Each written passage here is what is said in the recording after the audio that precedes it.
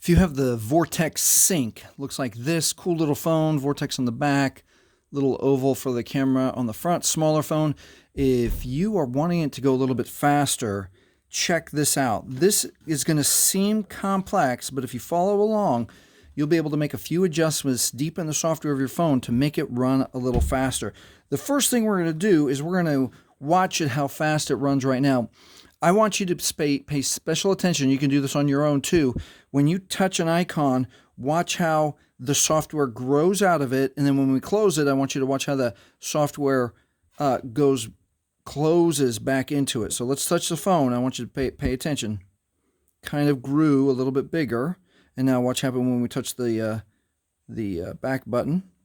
It kind of swipes down. So let's do it for messages. Or for contacts.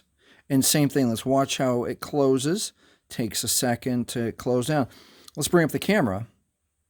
Kind of open that way, and now let's close the camera.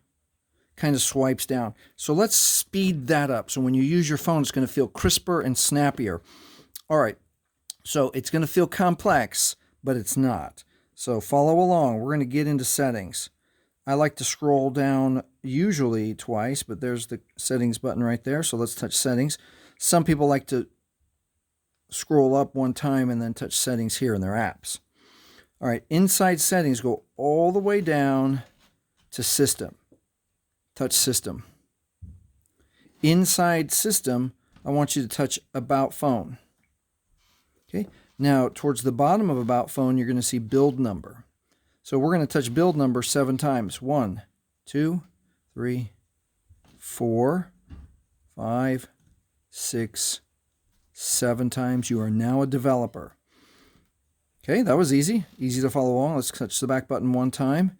Now the developer options show up right here inside system. So if we missed it and we got out to the home screen, let's go back to settings. Oops. Settings, inside system, and now developer options shows up inside of system. So touch the developer options.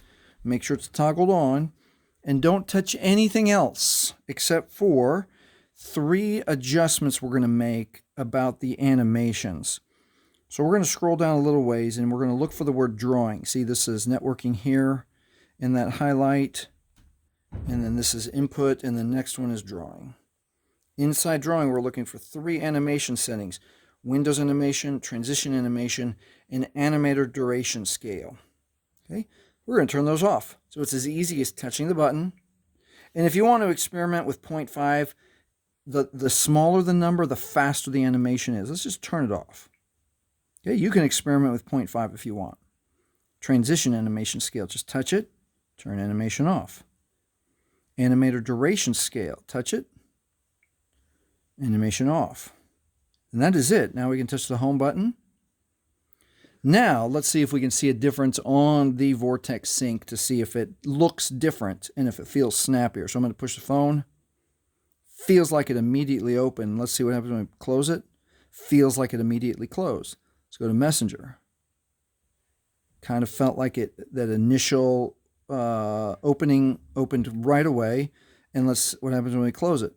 Just closes right away. Let's bring up the camera. Oops, I didn't touch it. Camera. It kind of feels a little bit snappier. Let's close it. Yeah, tell me in the comments if you try this and if your phone just feels just a little bit nicer to use, like it's responding to your touch a little bit faster for an older phone like the Vortex Sync. Hey, if this has helped you, please like, please subscribe, and thank you for watching.